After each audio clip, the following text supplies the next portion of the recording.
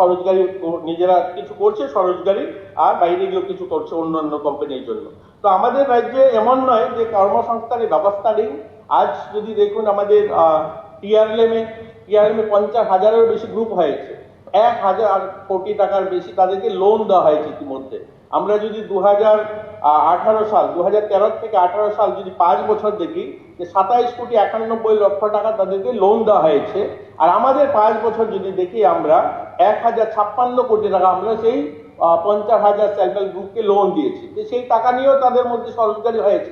এর জন্য যে আমাদের এখানে এই বেকারের যে সংখ্যাটা ধীরে ধীরে কমের দিকে এসছে, কমেছে। হ্যাঁ, সরকারি চাকরির ক্ষেত্রে আগে যে সংখ্যাটা ছিল সেই সংখ্যাটা একটু যারা রিটায়ারমেন্টে গেছে তার তুলনায় আমরা একটু কম দিয়েছি, সেটা আমরা স্বীকার করছি। আমরা কোভিডের কারণে একটু সরকারি চাকরি দিতে গেলে যখন এই লিগেল অনেকগুলো বিষয় আসছে, এই সময়ের মধ্যে আমরা আমাদের বিধায়ক রঞ্জিতবাবু বলেছেন যে যাদেরকে চাকরি দেওয়া হয়েছে, আমরা দেখেছি 2018 সালের আগে অনেক চাকরি কোর্টে মামলাধীন রয়েছে, 10,323 চলে গিয়েছে। আমরা চাই না কারো যুবদের ভবিষ্যৎ নিয়ে খেলা হোক। আমরা চাই যে চাকরিগুলো হবে সেগুলো যথাযথ যেন হয়। তার জন্য প্রক্রিয়াতে একটু দেরি হলেও আমরা তাদের জীবন সুরক্ষিত চাই। এতএব আমাদের এই যে চাকরিগুলো হয়েছে প্রায় 22,000-এর কাছাকাছি ইতিমধ্যে সরকারি নিয়োগ হয়েছে। আরো যেগুলো 20,000-এর মধ্যে রয়েছে সেগুলো হবে।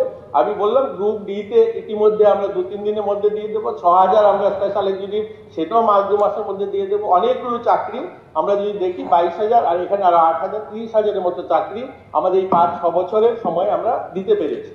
এতএব আমি মাননীয় বিধায়ক সুদীপ রায় বর্মন যেটা বলেছেন যে একদমই কিছু নেই, চাকরি হচ্ছে না, মানুষ হাহাকার করছে, এরকম নয়। আপনার কথার থেকেই আপনি বলেছেন যে 2,500 গ্রুপ ডিতে যারা চাকরি পাবে তার থেকে কিছু সংখ্যক হাজারখানিক লোক অন্য জায়গায় চাকরি পেয়ে গেছে।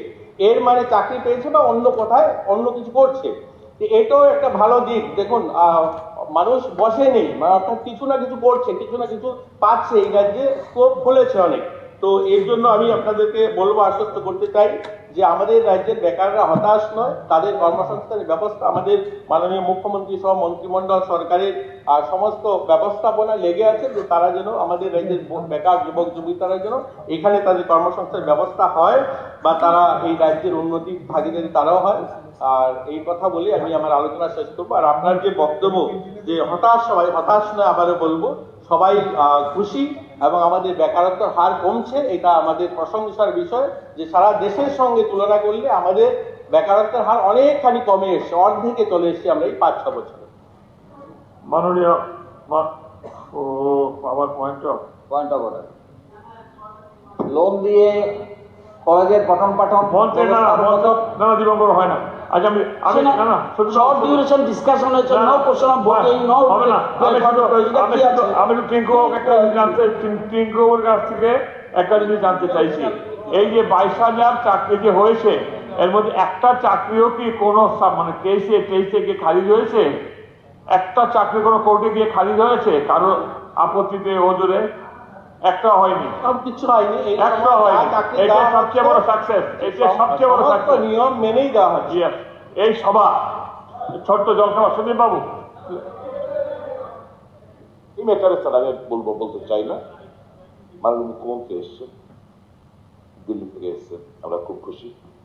এনএলএফটি এপিপিএফ এর একটা সমাধান উনি করতে পেরেছেন।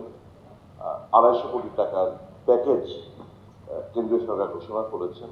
আমরা জানতে চাই কেন্দ্রীয় সরকার রিলিফের জন্য রাজ্যে কি প্যাকেজ ঘোষণা করবে। উনি তো দিল্লি গেছেন, এপিপিএফ এনএলএফটির জন্য রিহেবিলিটেশনের জন্য 250 কোটি টাকার প্যাকেজ কেন্দ্রীয় সরকার ঘোষণা করেছে। আমাদের রাজ্যের মানুষের বিধ্বস্ত বন্যায় এবং ধসে ওখানে কি প্যাকেজ ঘোষণা করতে পেরেছেন, নিয়ে এসছেন আমাদের জন্য, এই রাজ্যের মানুষের জন্য এই ঘোষণাটা আমরা শুনতে চাই মাননীয় মুখ্যমন্ত্রীর কাছ থেকে। কেন্দ্রীয় সরকার তো পর্যবেক্ষক পাঠিয়েছে, ওনারা সব সার্ভে করেছেন, গতকালকে বলে সব ঠিক আছে, সব সার্ভে করে ঘুরে গেছেন। ওনারা 250 কোটি টাকার প্যাকেজ তো দিয়েছে। তো আমরা রাজ্যের মানুষের স্বার্থে জিজ্ঞেস করতে চাইছি, বন্যা এবং ধসে কি টাকা দিয়েছে কেন্দ্রীয় সরকার? 100 কোটি টাকার প্যাকেজ আগে অনেক রকম উগ্রপন্থী ঘোষণা দেওয়া হয়েছিল। না ঠিক আছে, মাননীয় মুখ্যমন্ত্রী দিল্লি থেকে এসছেন, নিশ্চয়ই উনি কোনো স্টেটমেন্ট দেবেন, সুতরাং বোধহয় স্টেটমেন্ট নিশ্চয়ই রেডি হচ্ছে। ঠিক আছে, এই সভা ও একটু একটু একটু একটু না না না না শর্ট ডিউরেশন মাননীয় সাথে এই সভা বেলা সন্ধ্যা 7:05 পর্যন্ত মুলতবি রইল। একটু একটু একটু লবিতে 7:05 লবিতে এসে একটু চা জল খাওয়া, সবাইকে আমন্ত্রণ জানাচ্ছি।